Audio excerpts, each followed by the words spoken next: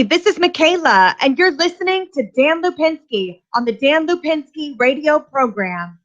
Thank you, Michaela. Happy Sunday, everybody. Welcome to the Dan Lipinski radio program. I am Dan Lipinski, your uh, cordial host.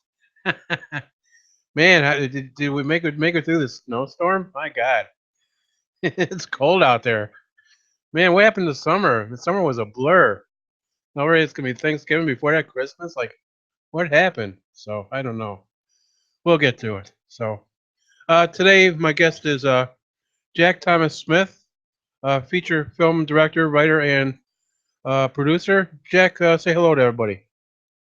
Hey everyone. Hey, thanks for having me on. Sure. Jack, tell a little bit about yourself. Where are you originally from? Oh yeah, sure. Well, I live over in New Jersey on the East Coast. I heard you talking about the snowstorm a second ago. Yeah. How much did you guys get? Maybe 10 or 11 inches in some areas. Maybe eight. My God. I think I think. I mean, Chicago gets hit with snow, but I think this is the first time we've gotten hit in a long time before Thanksgiving. I mean, with this Yeah, I was. this I large was in amount. Chicago. I was in Chicago a year ago at this time. I was at the Days of the Dead horror convention. Okay. So I think that was a few days before Thanksgiving, and it was fine. I mean, it was Yeah. it was cold, but it was it was. Driving back to Jersey from Chicago, it was fine. So, Oh, and I know New Jersey was really getting hit with the we snow got there. demolished Yeah. last winter. It was horrible. Yeah. Horrible. But have you guys ever gone to the Days of the Dead horror convention? No. It's a good show. Is it? It's a good show. If you ever get a chance, you should definitely go to it. My film Infliction screened at it last year, so that's why we were out there for the screening. Infliction, so, yeah. Yeah, it was a great time. So, how did you get into filmmaking? Yeah, I started when I was a kid. Basically, the way I got into it, I started writing when I was about 9 years old. Believe it or not, I read The Shining by Stephen King, Okay. and it just completely blew me away. At 9 years old, I knew at that moment that I wanted to write. And so, I actually wrote a novel it took me between the ages of 9 to 12 to write a, 300-page novel. Never got published or anything, but, just the fact that a kid that young had that much passion to do something like that. Yeah.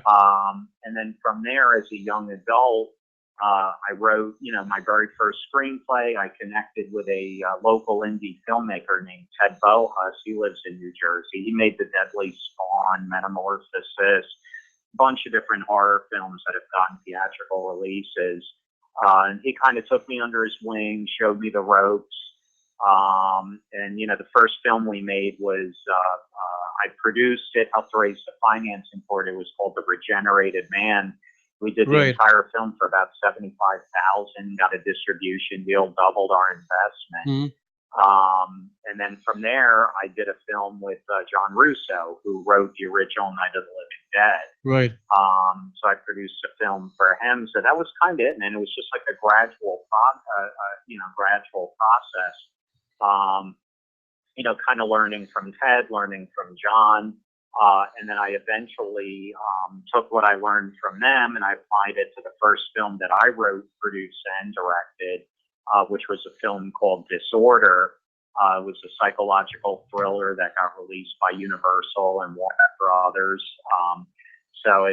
And then my current film is a film called Infliction, which has been released by Virgil Films and Entertainment. They're the same company that did Super Size Me. Okay. Now, Infliction, live its actual footage from assembled footage from cameras belonging to two brothers that were documented a murder spree in North Carolina. Yeah, basically what it is, it's I don't want to lie to the audience. It is a fictional film, but the way we shot it, we shot it to look like it's real footage.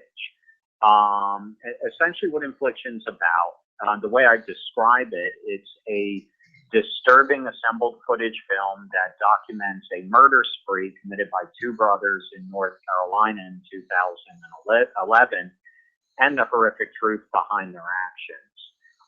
The film, and I'm not giving anything away here, but the film deals with a very serious subject matter. It deals with child abuse. It deals with the long-term effects of child abuse.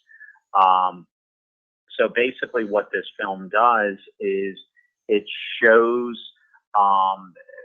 how people who survive child abuse, how this kind of affects not just them, but society as a whole. Oh, sure. So, as you're watching Infliction, you're not sure, who the good guys are, who the bad guys are.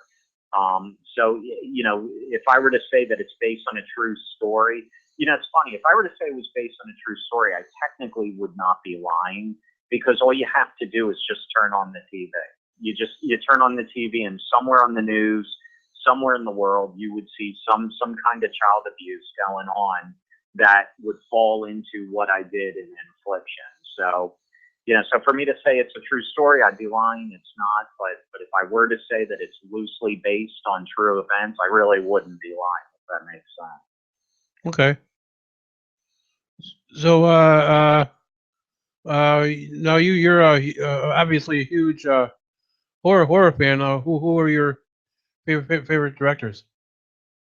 Oh, I love George Romero. Big George Romero guy. Big Brian De Palma, John Carpenter. I love those old, 70s, early 80s type horror movies. Halloween, The Thing, Dawn of the Dead, and big De Palma guy too. I love Carrie, Dress to Kill, Blowout, all of those. Dress to Kill, yeah. Yeah, I'm a big De Palma guy, and then even his later stuff, Scarface, Untouchables, all of that. Yeah. But yeah, growing up, it was Stephen King, Romero, Carpenter, De Palma, those guys. Okay. What is your all-time favorite horror film? I'm sorry. What is my all-time favorite horror? Yeah. Oh, the original Dawn of the Dead. Okay. That movie is awesome. I don't know if you've ever had a chance to see that. Yeah. It's fantastic. Oh, yeah. I absolutely love the original The Dead. Yeah, yeah.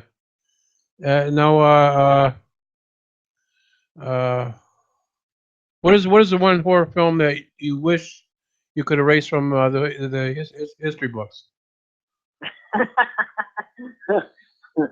Good God, there's probably a ton of those. Because there's some that have been remade, like Texas Chainsaw Massacre, and then The Hills Have Eyes. Yeah. I would say, good God, probably almost any horror remake. The Thing, the remake of The Thing. Yeah. If you could get rid of that. Oh, the remake of Nightmare on Elm Street. Oh, I got it. The remake of The Fog. Did you ever see that, the remake? No. Oh, my God, man. It's unwatchable. It's unwatchable. So I would say the remake of The Fog. Really? Yeah. The world would be a better place without it, trust me. Okay. Okay.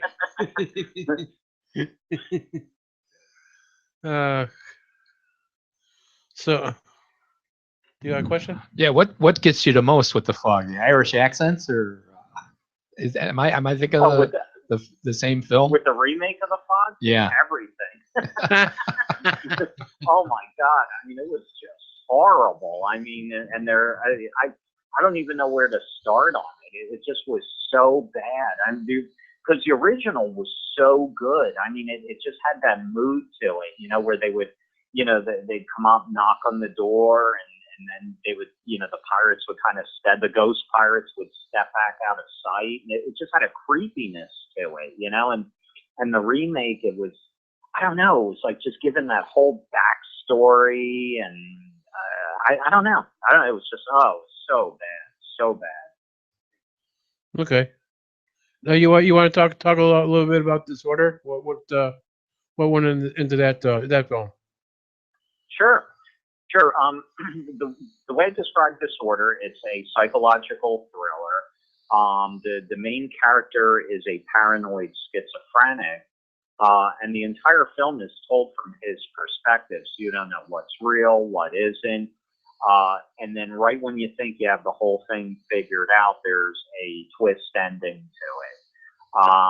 It was, low budget indie film. We didn't have any, A-list stars or famous stars attached to the project. We shot it in the Poconos in Pennsylvania. And it was an indie film. I got very lucky with it. We were able to have it released through Universal. So they, was in every Walmart, every Hollywood Video, every movie gallery. It was in all the major retailers. And then from there, Warner Brothers released it on pay-per-view, video on demand, the whole 9 yards with that. We had a screening over at the Cannes Film Festival. So did really well with it. My foreign sales agent has sold it all over the world. It actually had a theatrical release in Lebanon, believe it or not. Really? And I did not attend that from her.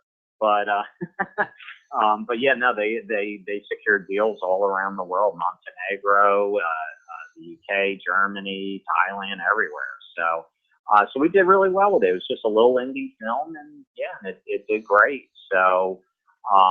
And then from there, I was able to follow up with Infliction. So I've been lucky, man. I've done these 2 indie films that, have been made outside of the Hollywood machine without any big stars. And I've, gotten distribution deals on both. So I count my blessings. Okay. Now, you're a member of the Horror Writers Association? Correct. Okay. Yeah, it's very cool. They every year they do the Bram Stoker Awards, if you're familiar with those. Yeah.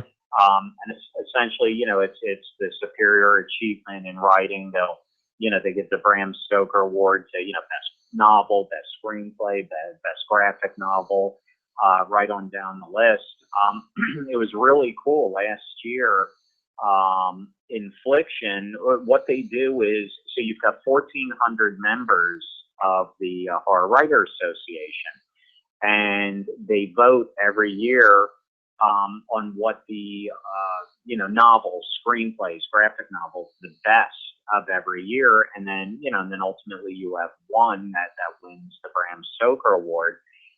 They break it down by 10 per category, and then ultimately down to 5. But it was really cool. Last year, Infliction was one of the 10 in the best screenplay category that they had originally broken it down to.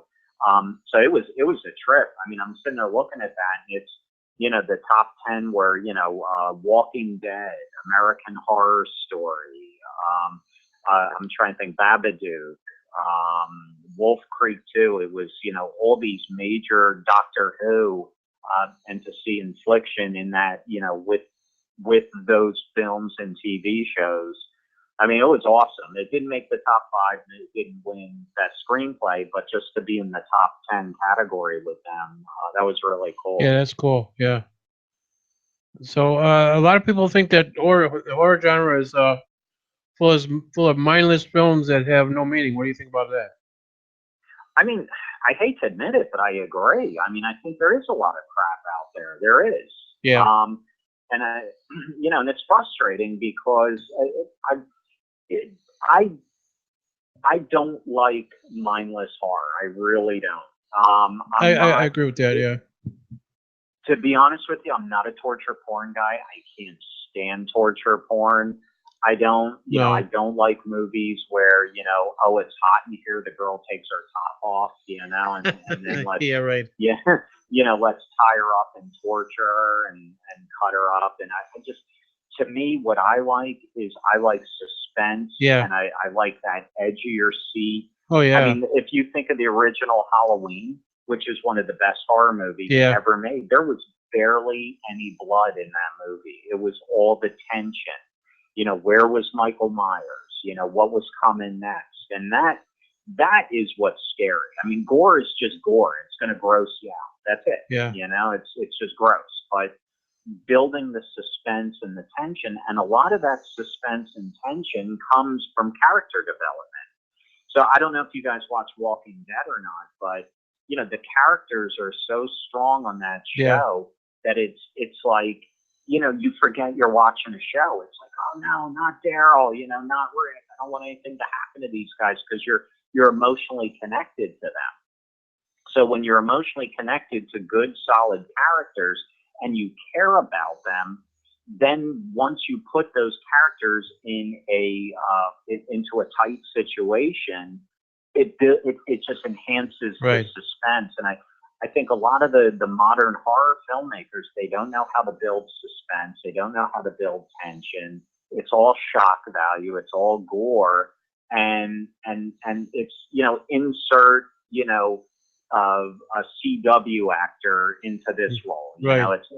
They're just grabbing the faces and putting them into these roles and just, we'll kill them off, So I don't know. That's just my opinion. I'm not a fan of torture porn. I love when there's strong stories that go with horror. Well, how about this movie Sharknado? Did you ever see that one? I love Sharknado, man. It's funny. But it's supposed to be. That's the whole thing, It's that I love it. Absolutely love it. We actually saw Ian Ziering. He was at the Chiller Horror Convention in Jersey about a month or so ago, right before Halloween. And cool guy. He was a super nice guy. Okay. Now you talk about like Halloween. That's John Carpenter, and The Shining, like Stanley Kubrick. I mean, those films were just put together very well. Masterpieces. Yeah. Absolutely. Yeah, The Shining. I forgot to mention that one. That's another one of my all-time favorite horror films. Yeah. And it's all about the tension, the mood, the music, the acting.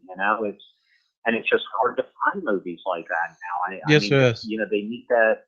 And it's not just horror. It's all these movies. They need that constant stimulation, the bang, bang, bang. It's like, Hollywood's barely even putting out dramas now. I read an article recently that Robert Redford is complaining about that. Robert Redford, of all people, he's saying, Hollywood just will not put out quality dramas now. Everything are the comic book movies, the Big Bang movies, Transformers 25, that's because they're making money on them. Yeah. That's what it all comes down to. Yeah. So, what is the one cliche you would love to see never used again? What cliche? Yeah.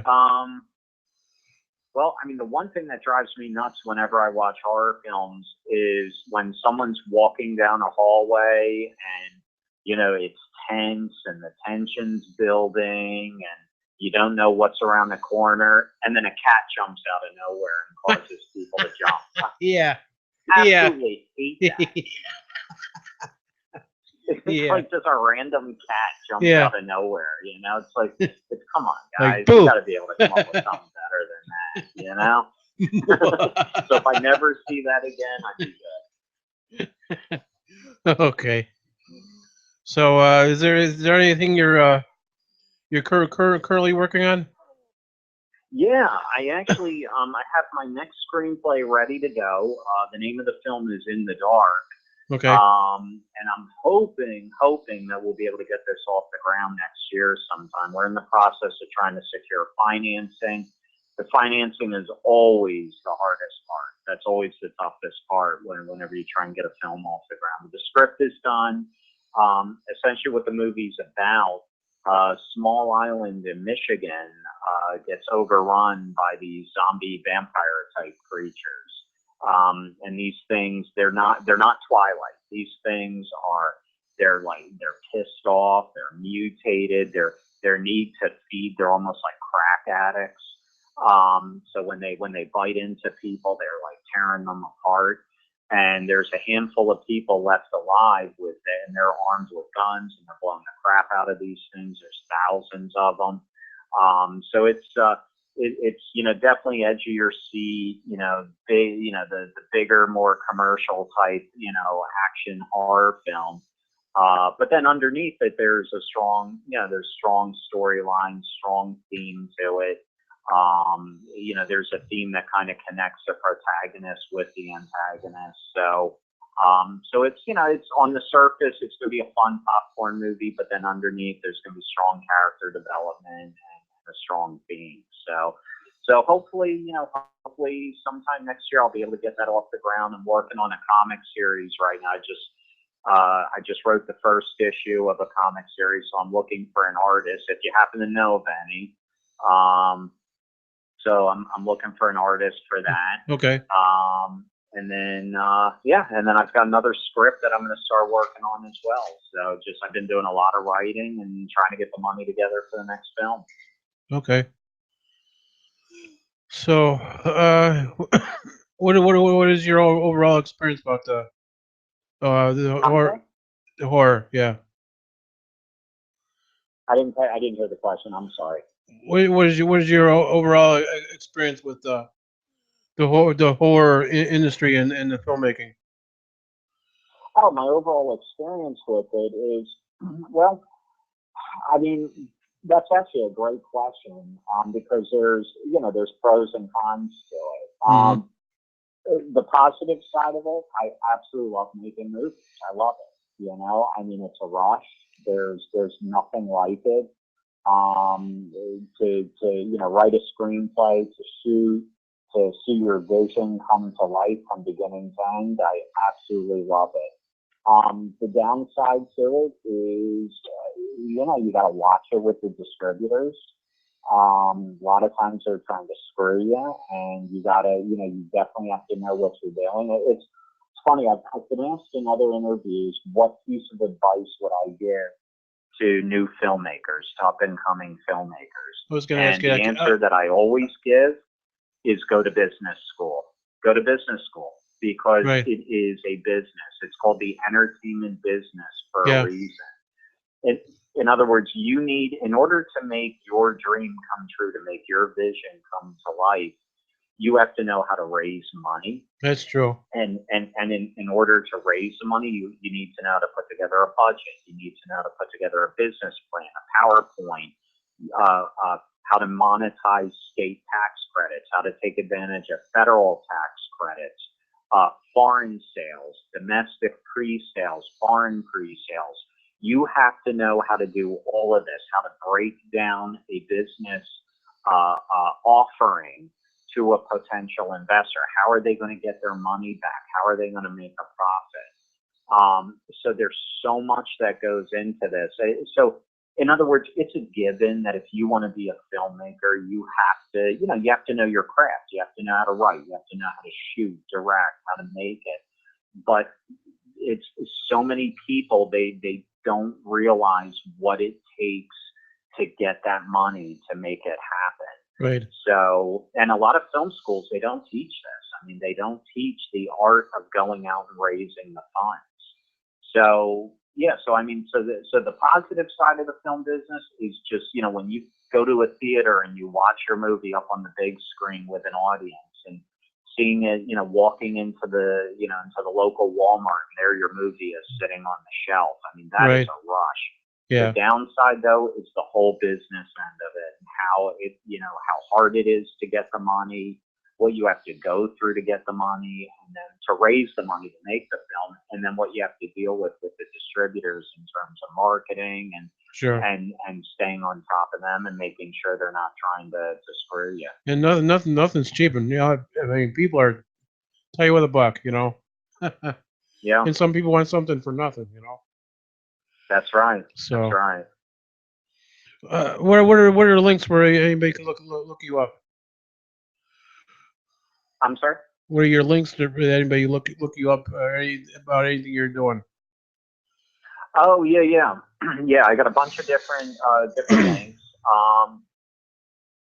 My Twitter handle for Infliction, it's funny, we've got about 10 different Twitter accounts that we've been running to promote Infliction, and we've got, good God, it's got to be almost 250,000 followers by now on all the accounts combined.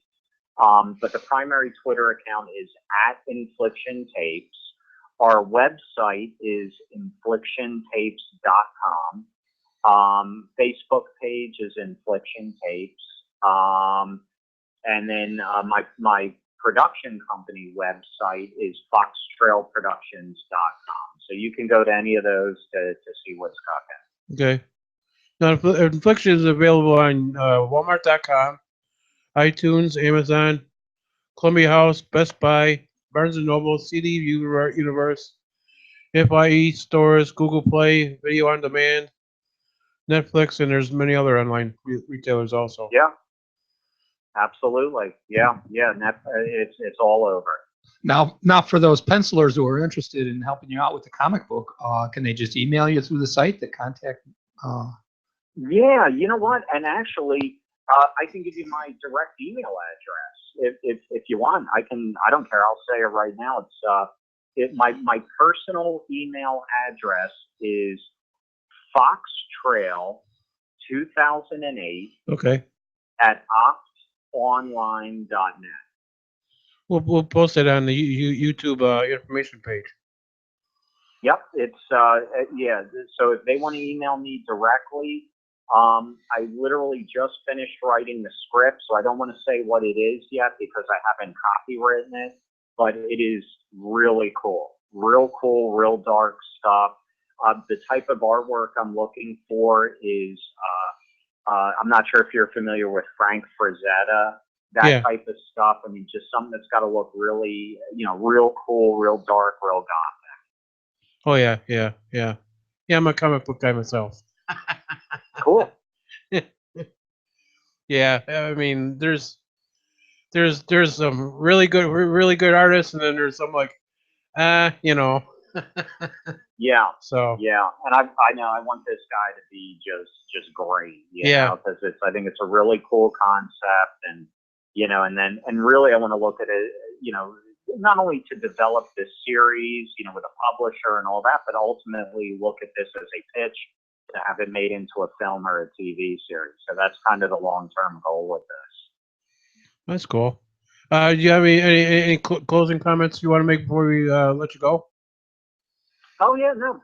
Thanks for having me on, and this is great to to talk to you guys out in Chicago. That's awesome. Like I said, I had a great experience out there a year ago at Days of the Dead. That was the crowd was just amazing out there. Chicago's a great horror town.